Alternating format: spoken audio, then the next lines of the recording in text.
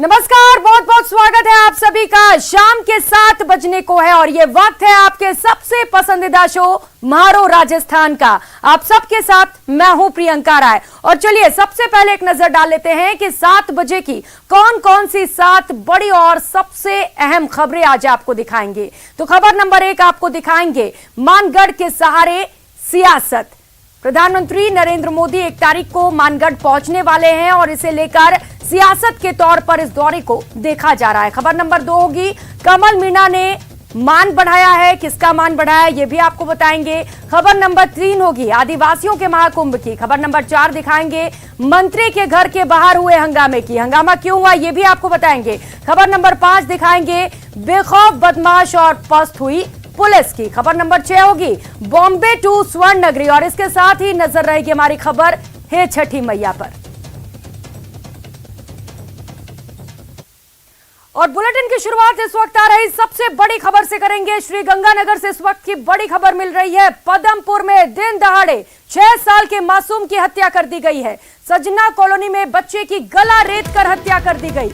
मकान की छत पर लाश मिली है और लाश मिलने के बाद से ही पूरे इलाके में सनसनी फैली हुई है। पुलिस ने तुषार के शव को पोस्टमार्टम के लिए भेज दिया है। तो वहीं मासूम की हत्या के बाद से पुलिस अब पूरे मामले पर जांच में जुटी हुई है। किसने हत्या की, किन कारणों से हत्या की गई, इन तमाम एंगल्स पर पुलिस इस वक्त जांच में जुटी हुई है। तस्वीरें आपको दिखा रहे हैं। सबसे पहले न्यूज़ 18 राजस्थान पर शव को मोर्चरी में रखवा दिया गया है। पोस्टमार्टम कराया जाएगा और पोस्टमार्टम के बाद कई बातों का खुलासा हो सकेगा। और जैसे ही ये शव मिला, मासूम की हत्या की खबर मिली गांव वालों को, पूरे गांव में हड़कंप मचा हुआ है। श्रीगंगानगर से इस वक्त की बड़ी खबर आपको बता रहे हैं। महज 6 साल के मासूम की हत्या कर दी गई है। अब 6 साल के मासूम की किससे दुश्मनी हो सकती है जो मासूम की हत्या कर दी गई, क्या वजह रही इसके पीछे, ये एक बड़ा सवाल है। और इसी सवाल के जवाब तलाशने के लिए पुलिस इस वक्त जुटी हुई है। मकान की छत पर बताया जा रहा है कि 6 साल के मासूम का शव मिला है। गला रेत कर मासूम की हत्या कर दी गई है और इसके बाद से ही पूरे इलाके में तनाव का माहौल है। परिवार वालों का रो रो कर इस हादसे के बाद से बुरा हाल है। फिलहाल ये पता नहीं चल सका है कि हत्या किसने की है और इसके पीछे उसकी क्या मंशा है। श्रीगंगानगर से सहयोगी अशोक शर्मा इसी खबर पर ज्यादा जानकारी देंगे। अशोक, महज 6 साल का ये बच्चा, किससे दुश्मनी हो सकती है, क्या वजह हो सकती है इसके पीछे, कुछ पता चल सका है अभी हत्या के कारणों का? देखिए प्रियंका, ये 6 साल का बच्चा है जिसको अपने घर की छत पर ये डेड बॉडी मिली थी और उसके गले पे भी काफी जख्मे के निशान है। तो ये तो तय हो गया है, उसके गले के जख्मे निशान दिखते हुए कि बच्चे की हत्या की गई है। लेकिन हत्या के पीछे कौन है, क्या इसका कोई पारिवारिक सदस्य है या फिर कोई और है, किस तरह से इस वारदात को अंजाम दिया गया है, इस बारे में अभी पुलिस छानबीन में जुट गई है। लेकिन 6 साल के मासूम बच्चे की हत्या का समाचार जैसे ही परिजनों को या आसपास के लोगों को पता चला तो उसके बाद पूरे एरिया के अंदर पूरा गमगीन माहौल बना हुआ है और पुलिस भी पूरे मामले को लेकर पूरी छानबीन में जुट गई है। हालांकि पुलिस के द्वारा जो बात हुई है इसमें कुछ संदिग्ध परिवार के लोगों को ही पूछताछ की जा रही है कि इस पूरे मामले के पीछे क्या वजह सकती है। जी प्रियंका। बिल्कुल अशोक, वजह तलाशने में पुलिस इस वक्त लगातार जुटी हुई है। लेकिन अशोक, घर वालों का पूरे मामले पर क्या कुछ कहना है? किसी से दुश्मनी रही थी, इसे लेकर कोई अंदेशा या घर में कोई बाहरी आया था इस दौरान? इसी चीज को लेकर अभी पुलिस के साथ छानबीन की जा रही है। लेकिन परिजनों का जो हाल है वो इस समय रो रो कर बुरा हाल है। पूरा माहौल परिवार का गमगीन बना हुआ है। वो न तो किसी से बात कर पा रहे हैं, न किसी तरह की सूचना मिल पा रही है।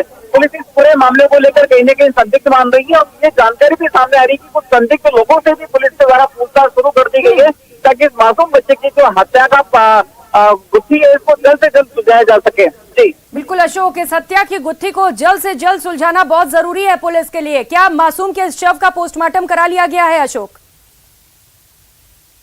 घटना है और छत पर जब ये बच्चा मृत अवस्था में मिला तो परिजनों को पता चला और परिजनों ने फिर इसके बाद में पुलिस को सूचना दी है। फिलहाल डेड बॉडी को मोर्चरी में रखा गया है और मोर्चरी में ही पुलिस बल के साथ साथ जो परिजन है उनका भी वहीं पर जमावड़ा लगा हुआ है। जी बिल्कुल अशोक, हत्या कब की गई है और कई सवालों के जवाब पोस्टमार्टम रिपोर्ट आने के बाद पता चलेंगे। लेकिन अशोक, सबसे पहले शव को किसने देखा, किस तरीके से वहां पर किस हालात में पड़े हुए थे, इसे लेकर कोई जानकारी आपके पास?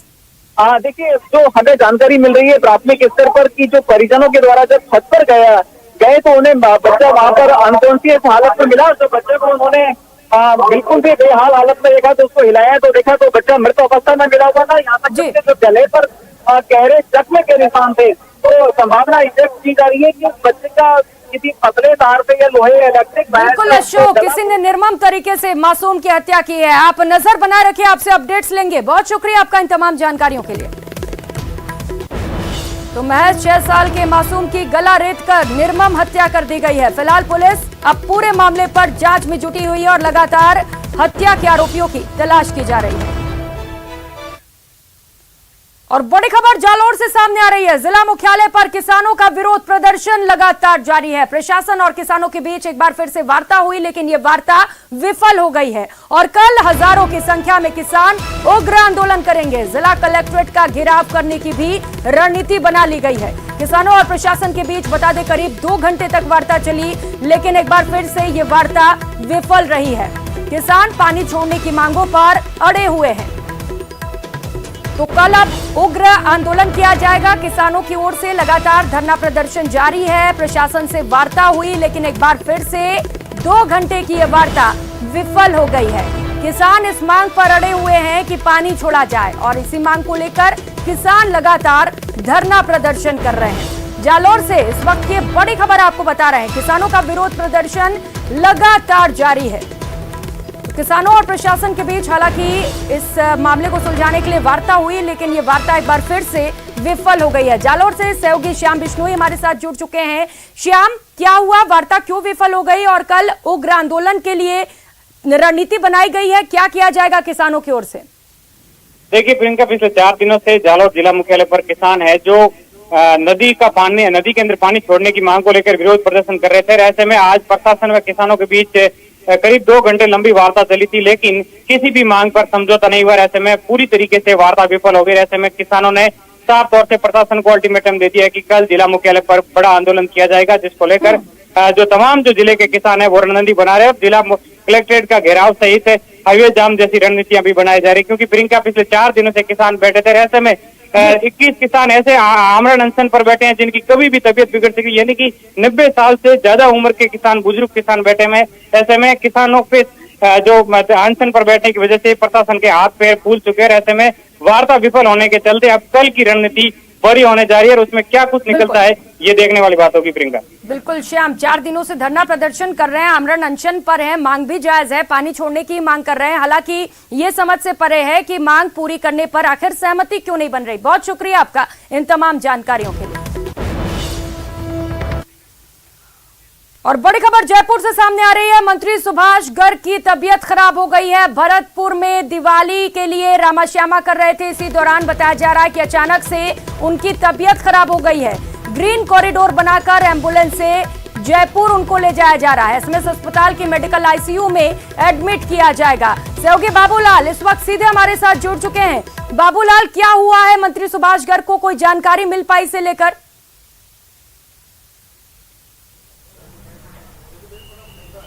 जी देखिए, आज जब वो दीपावली स्नेह मिलन समारोह में शिरकत कर रहे थे, उस वक्त अपने निवास पर ही थे और जिस वक्त उनको माइनर स्ट्रोक आया उस वक्त जो उनके शुभचिंतक हैं वो 51 फीट का उनको साफा पहना रहे थे। इसी दौरान उनकी तबीयत बिगड़ गई।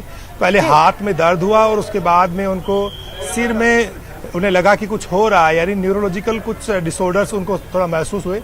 तो उसके बाद में उन्होंने पहले डॉक्टरों को लोकल स्तर पर दिखाया, फिर एक निजी चिकित्सालय में जाकर के उन्होंने अपना उपचार कराया, लेकिन वहाँ के जो डॉक्टर हैं उन्होंने उनको सलाह दी कि उनको तत्काल जयपुर जाना चाहिए। माइनर स्ट्रोक है, इसके अलावा हो सकता है कोई कार्डिक प्रॉब्लम भी उनको हो। तो उसी को देखते हुए, हालात की गंभीरता को देखते हुए उनको ग्रीन कॉरिडोर बना करके जयपुर लाया जा रहा है। चंद यानी कि पलों में वो चंद मिनटों में जो है ना यहाँ पर एसएमएस अस्पताल पहुँचने वाले हैं। एसएमएस अस्पताल के बाहर आप देख सकते हैं कि कड़े इंतजाम किए गए हैं। जो टीमें हैं मेडिकल से जुड़ी हुई, डॉक्टर्स, वो सब लोग यहाँ पर हैं और जो डॉक्टर्स हैं उनसे हम बात करेंगे। किस तरह की दिक्कत आई डॉक्टर साहब को और आपने इंतजाम क्या किए उनके इलाज के लिए? अभी पूरा इंतजाम किया हुआ है। यहाँ आते ही उनको इमरजेंसी के थ्रू मेडिकल आईसीयू में लेंगे बेड नंबर 8 पर। बाकी सारी व्यवस्थाएं एकदम दुरुस्त हैं। बाकी आपको डॉक्टर मोदी बताएंगे। डॉक्टर मोदी, क्या उनको माइनर स्ट्रोक था? किस तरह की जानकारी आपको भरतपुर के डॉक्टरों ने दी है और आपने यहाँ पर उपचार के लिए क्या कदम उठाए? चिकित्सा अधीक्षक के स्पेसिफिक निर्देशा के अनुसार हमने यहाँ की व्यवस्था को चाक चौबंद किया है। माननीय मंत्री महोदय के आते ही तुरंत प्रभाव से हम उनको यहाँ से आईसीयू, जो हमारी मेडिकल आईसीयू मेन है, उसमें 8 नंबर में शिफ्ट करेंगे। हमारी डॉक्टर्स की team, paramedical staff, nursing staff, सभी की टीम तैनात है। किसी तरह की कोई कोताही नहीं होगी। हमारा मुख्य उद्देश्य रहेगा मंत्री जी को तुरंत प्रभाव से आईसीयू में शिफ्ट किया जाए। डॉक्टर साहब, ये जो बीमारी है उसको क्या बोलते हैं मेडिकल की लैंग्वेज में, और किस तरह से उनका ट्रीटमेंट शुरू होगा? वो तो अधीक्षक साहब के निर्देशानुसार ही किया जाएगा। अच्छा, क्या जो शुरुआती जो आपके पास जानकारी है, ये आपको लगता है कि उनको माइनर स्ट्रोक है? अब ये तो बिना देखे नहीं कह सकते, बिना जांचों के देखे नहीं कह सकते। फिर भी क्या कार्डिक और जो न्यूरो के पॉइंट ऑफ व्यू से आप लोग ट्रीटमेंट की सारी चीजें जुटा रहे हैं यहाँ पर? हाँ, यहाँ पे कंप्लीट स्टाफ है और कंप्लीट फैसिलिटी है। तो यहाँ के जो सुप्रिटेंडेंट हैं वो और उनके साथ में जो प्रिंसिपल है एसएमएस मेडिकल कॉलेज के, उनके निर्देश पर एसएमएस अस्पताल में आप देख सकते हैं ठीक सामने विशेषज्ञ जो डॉक्टर बिल्कुल हैं, बाबूलाल, उनकी न्यूरो टीम है की यहाँ पूरी पर। टीम तैयार है, जिससे कि जैसे ही मंत्री सुभाष गर्ग वहां पर पहुंचे तुरंत इलाज मिल सके उन्हें। ग्रीन कॉरिडोर भी बना दिया गया है जिससे कि पहुंचने में देरी ना हो। फिर भी और कितना वक्त लग सकता है बाबूलाल उनके वहां पहुंचने में?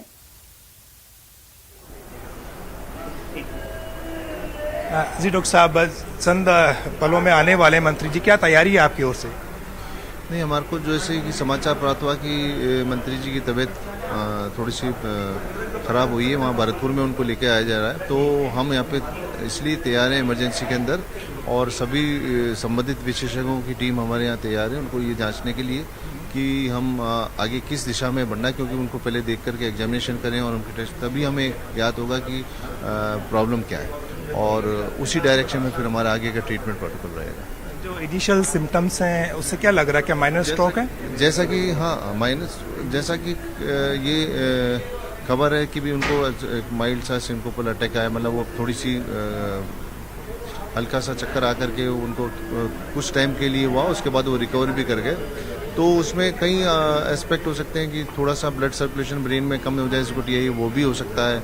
एकदम सिंकोपल अटैक जिसमें बीपी सडन फॉल होता है, वो भी हो सकता है। तो इन सब चीज़ों के लिए हमें उनको पहले देखना जरूरी है, और देख करके हम जो जांच करें उसके पहले कहना कुछ भी संभव नहीं है। एसएमएस मेडिकल कॉलेज के जो प्रिंसिपल हैं डॉक्टर बगरट्टा, वो भी आ गए, सारी व्यवस्थाओं को देखा। डॉक्टर साहब, क्या इन्फॉर्मेशन आई है, उनको क्या तकलीफ आई होगी? एक्चुअली बस अभी रास्ते में ये आ ही रहे हैं सर यहाँ पर, एंड जो इन्फॉर्मेशन आई है उसमें ये पता लगा है, जो बात हुई है उसमें पता लगा है कि उनको शायद कुछ सेकंड्स के लिए चक्कर सा आया था। सो बस वो आने के बाद हम उसको इवैल्यूएट कर लेंगे कि क्या कारण है। Hopefully everything should be all right. जब आपके पास में पहली सूचना आई थी तब बिल्कुल उनकी स्थिति ठीक होगी, बात कर पाने की स्थिति में थे मंत्री जी? पूरी डिटेल में मेरी बात नहीं हो पाई है बाबूलाल, जैसे ही मंत्री वहां पर पहुंचेंगे आपसे अपडेट्स भी लेंगे। बहुत शुक्रिया फिलहाल आपका इन तमाम जानकारियों के लिए। और अगली खबर का रुख करेंगे। पीएम नरेंद्र मोदी ने मन की बात कार्यक्रम में 1 नवंबर को बांसवाड़ा के मानगढ़ में होने वाली रैली का जिक्र किया। उन्होंने कहा कि भारत के स्वतंत्रता संग्राम और समृद्ध आदिवासी विरासत में मानगढ़ का बहुत ही विशिष्ट स्थान है। यहां पर नवंबर 1913 में एक भयानक नरसंहार हुआ था, जिसमें अंग्रेजों ने स्थानीय आदिवासियों की निर्ममता पूर्वक हत्या कर दी थी। इस नरसंहार में 1000 से अधिक आदिवासियों को अपनी जान गंवानी पड़ी थी। इस जनजातीय आंदोलन का नेतृत्व गोविंद गुरु जी ने किया था, जिनका जीवन हर किसी को प्रेरित करने वाला है। कि 1 नवंबर यानी परसों मैं गुजरात राजस्थान के बॉर्डर पर मौजूदा मानगढ़ में रहूंगा। भारत के स्वतंत्रता संग्राम और हमारी समृद्ध आदिवासी विरासत में मानगढ़ का बहुत ही विशिष्ट स्थान रहा है। यहां पर नवंबर 1913 में एक भयानक नरसंहार हुआ था, जिसमें अंग्रेजों ने स्थानीय आदिवासियों की निर्ममता पूर्वक हत्या कर दी थी। बताया जाता है कि इस नरसंहार में 1000 से अधिक आदिवासियों को अपनी जान गंवानी पड़ी थी। इस जनजातीय आंदोलन का नेतृत्व गोविंद गुरु जी ने किया था। जिनका जीवन हर किसी को प्रेरित करने वाला है। आज मैं उन सभी आदिवासी शहीदों और गोविंद गुरु जी के अदम्य साहस और शौर्य को नमन करता हूं। हम इस अमृत काल में भगवान बिरसा मुंडा, गोविंद गुरु और अन्य स्वतंत्र सेनानियों के आदर्शों का जितनी निष्ठा से पालन करेंगे, हमारा देश उतनी ही ऊंचाइयों को छुएगा। और चलिए इस बीच एक और बड़ी खबर गुजरात से सामने आ रही है। आपको बता दें, मोरबी में एक बड़ा हादसा हुआ है। मोरबी में केबल पुल टूट गया। मच्छू नदी पर बना पुल टूटा है और हादसे के समय पुल पर सैकड़ों लोग थे। पुल टूटने से कई लोग नदी में गिर गए और हादसे के समय पुल पर बताया जा रहा है कि करीब 400 लोग थे। तो यहाँ पर बड़ा हादसा हुआ है। 400 लोग एक पुल पर थे और ये पुल टूट गया है। पुल टूटने से कई लोग इस वक्त नदी में गिर गए हैं।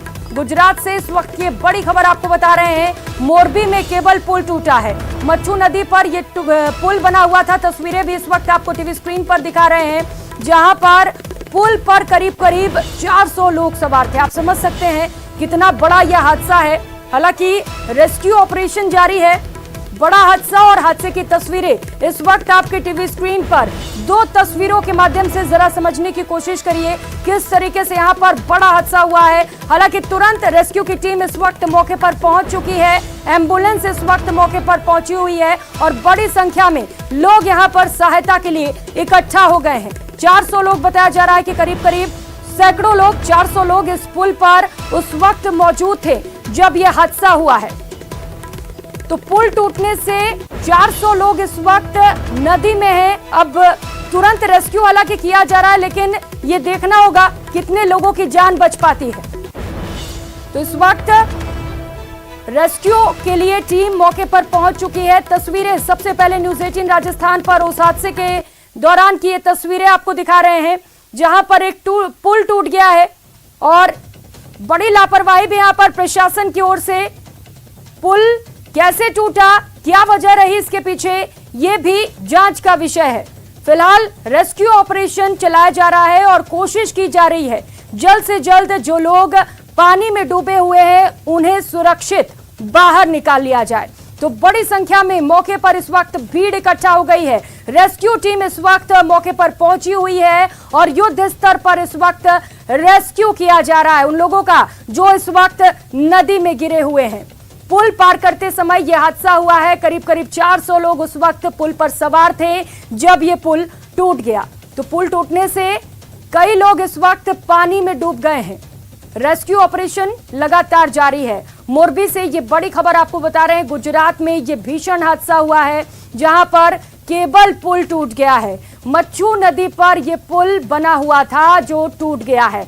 क्या वजह है इसके पीछे और किसकी लापरवाही है यहाँ पर, ये एक जांच का विषय है। तस्वीरें दो इस वक्त आपको टीवी स्क्रीन पर दिखा रहे हैं। सबसे पहले न्यूज़ 18 राजस्थान पर ये तस्वीरें आपको दिखा रहे हैं। युद्ध स्तर पर रेस्क्यू किया जा रहा है उन सभी लोगों का जो इस वक्त नदी में डूब गए हैं। तो इस वक्त ये बड़ी खबर आपको बता रहे हैं। गुजरात से 400 लोग करीब इस पुल पर थे और इस दौरान ये भीषण हादसा यहां पर हो गया है और पुल टूटने से 400 लोग इस वक्त नदी में गिर गए हैं।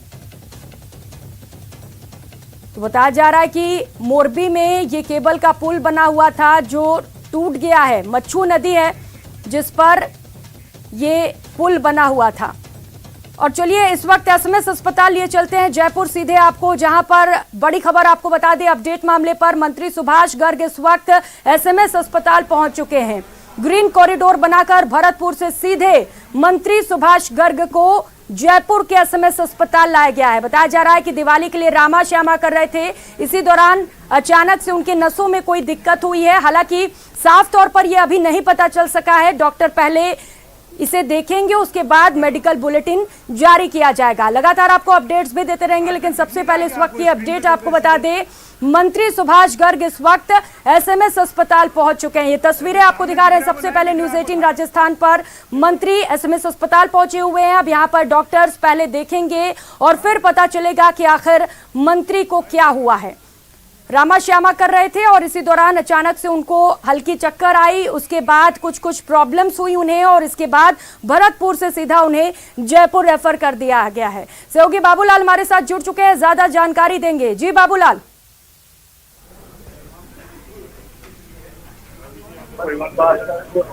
जी देखिए, अभी मंत्री सुभाष गर्ग को एसएमएस अस्पताल लाया गया है। इमरजेंसी जो है गेट, वहां से उनको सीधा यहाँ पर एसएमएस मेडिकल जो आईसीयू है उसमें अभी ले जाया गया है। तमाम जांचें यहीं पर होगी उनकी।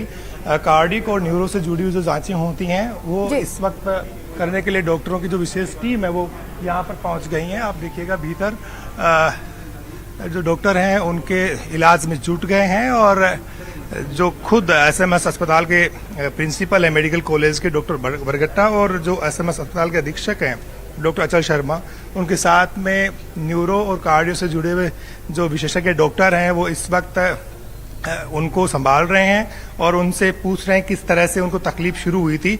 फिलहाल दिखने में यही लग रहा है कि माइल्ड अटैक था ये और माइल्ड स्ट्रोक था और उसके बाद में जब उन्होंने शिकायत की तो उनको वहां पर दिखाया गया, फिर एसएमएस अस्पताल उनको लाया गया है।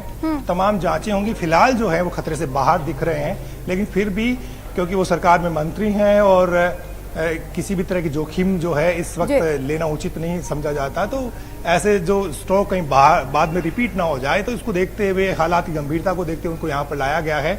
फिलहाल जो है उनकी जांचें शुरू हुई और उसके बाद ही पता चलेगा कि आखिर उनको बीमारी क्या है और जिस तरह के लक्षण है उससे डॉक्टर यही मान करके चल रहे हैं उनको स्ट्रोक आया है और अब जो है उपचार शुरू होगा और अगले कुछ दिन उनको हो सकता है अस्पताल में रहना पड़े।